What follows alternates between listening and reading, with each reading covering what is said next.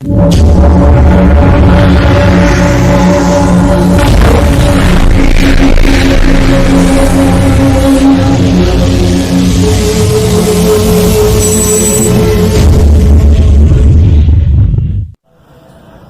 आज हम जीवन के बहुत ही महत्वपूर्ण विषय स्वास्थ्य पर चर्चा करेंगे।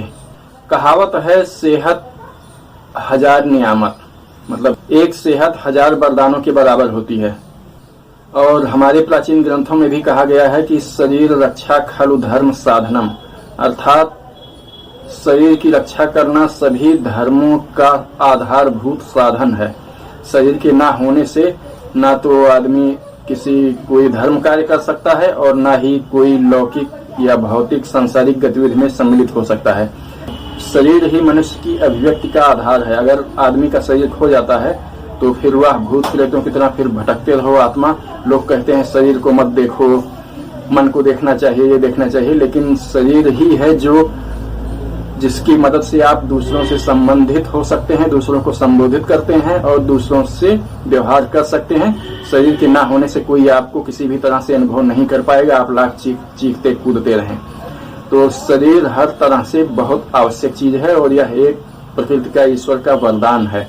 तो इसलिए हमें शरीर की रक्षा के लिए प्रयत्नशील रहना चाहिए और इसके लिए हमें स्वस्थ रहने के लिए प्रयत्न करते रहना चाहिए। और स्वस्थ रहने के कुछ विशेष नियम हैं। हम धीरे धीरे आने वाले एपिसोड्स में, आने वाले भागों में उनकी चर्चा करेंगे। आज शुरुआत के तौर पर कुछ बेहद आधारभूत चीजों की चर्चा करते हैं। तो स्वस्थ रहने के लिए सबसे महत्वपूर्ण चीज होते हैं हमारे आचार विचार और हमारे आहार व्यवहार। अगर हमारा आहार विहार या आहार व्यवहार सही रहेगा तो हम शारीरिक रूप से स्वस्थ और निरोग रहेंगे। और अगर हमारा आचार विचार सही रहेगा तो हम मानसिक रूप से भी स्वस्थ और सशक्त बने रहेंगे। आज जो दुनिया में तमाम तरह के मानसिक विकार और मानसिक समस्याएं, जिनको पश्चिमी मानसिक रोग तक कहते हैं, इनकी बहुतायत सी होती जा रही है। मानसिक स्वास्थ्य दिवस और ऐसे तमाम आयोजन तक करने पड़ जा रहे हैं। ये सब इन मानसिक समस्याओं की बढ़ती हुई तादाद के चलते हो रहा है। अगर हम आचार विचार सही रखेंगे तो हम मानसिक समस्याओं से बचे रह सकते हैं। और अगर आहार विहार सही रखेंगे तो हमें शारीरिक समस्याएं लगभग ना के बराबर होंगी या अत्यंत न्यून होंगी या नहीं होंगी। तो इसके लिए हमें कुछ चीजों का ध्यान रखना चाहिए, जैसे सुबह जल्दी उठना। यथासंभव कोशिश करना चाहिए आदमी को सूर्योदय से पहले उठना चाहिए। बहुत अच्छा हो अगर 4 बजे के आसपास उठ जाया जाए, लेकिन अगर ये ना संभव हो तो भी सूर्योदय से पहले उठना ही चाहिए।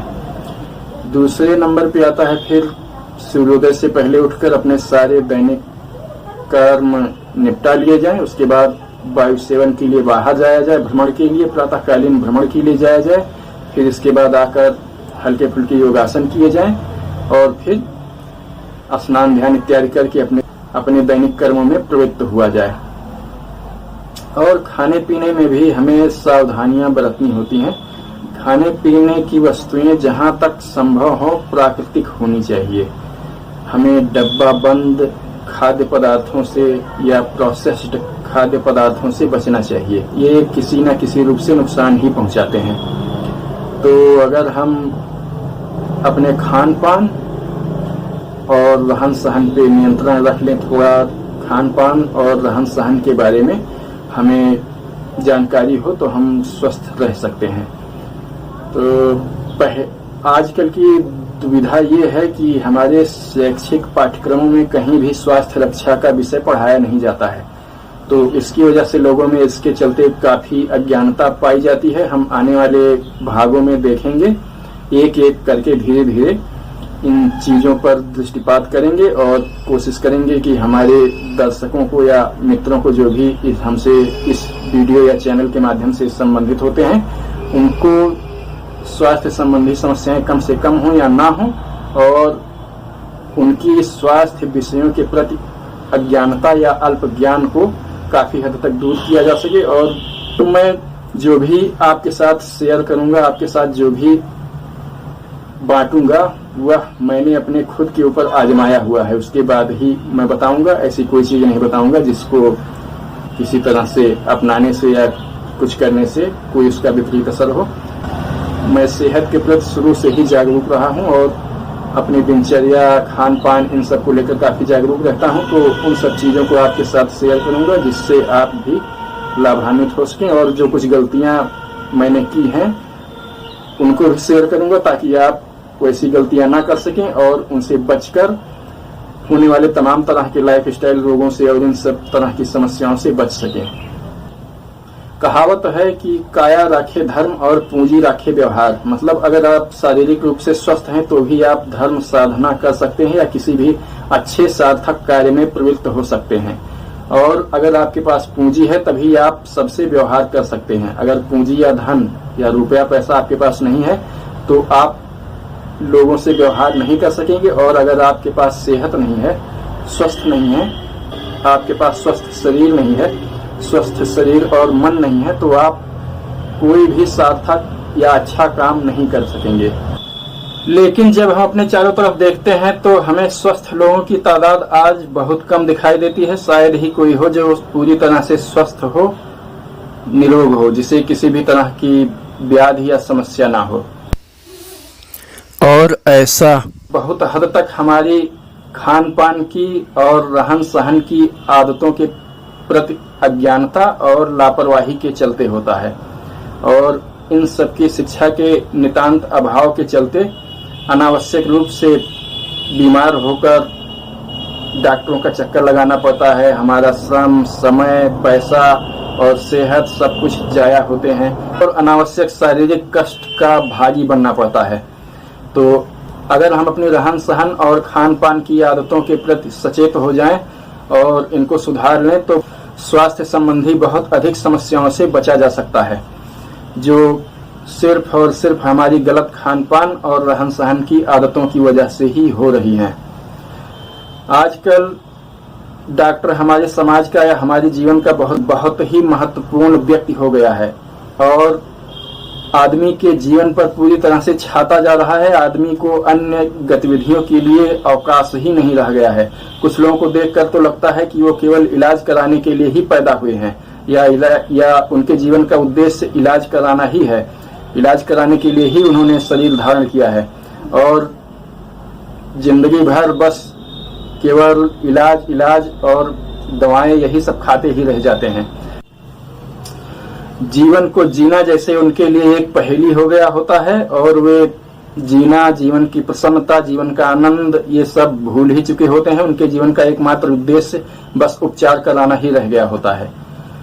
तो जाते तो हैं वे किसी एक रोग के इलाज के लिए, लेकिन फिर उस रोग की दवा उनको दी जाती है तो पता लगा उसको खाने से उनको पेट संबंधी समस्या हो रही है, गैस हो रही है या एसिडिटी हो रही है, तो अब तुम इसकी भी दवा ले जाओ खाओ। और फिर एसिडिटी या गैस की वो दवा खा रहे हैं तो फिर पता लगा कोई और समस्या हो रही तो फिर उसकी भी दवा ले जाओ खाओ।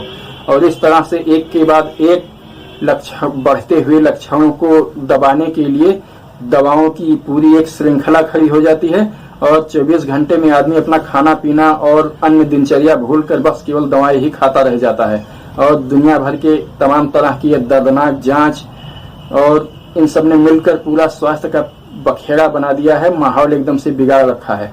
हमें आश्चर्य होता है कि आज इतना तथाकथित वैज्ञानिक प्रगति और स्वास्थ्य संबंधी सेवाओं के उन्नति के बावजूद भी रोगियों की संख्या और रोगों की संख्या लगातार बढ़ती ही जा रही है।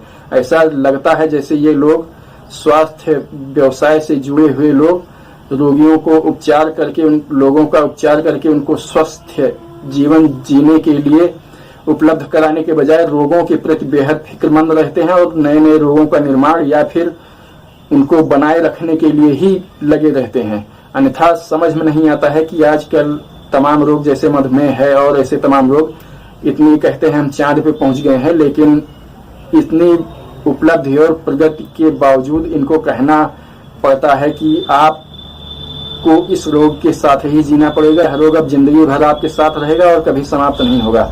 हास्यास्पद लगता है, यकीन ही नहीं होता है कि एक तरफ ये कहते हैं हमने इतनी वैज्ञानिक प्रगति कर ली है और दूसरी तरफ ऐसी बात करते हैं जैसे हम आदिकालीन समाज या जमाने में रह रहे हों।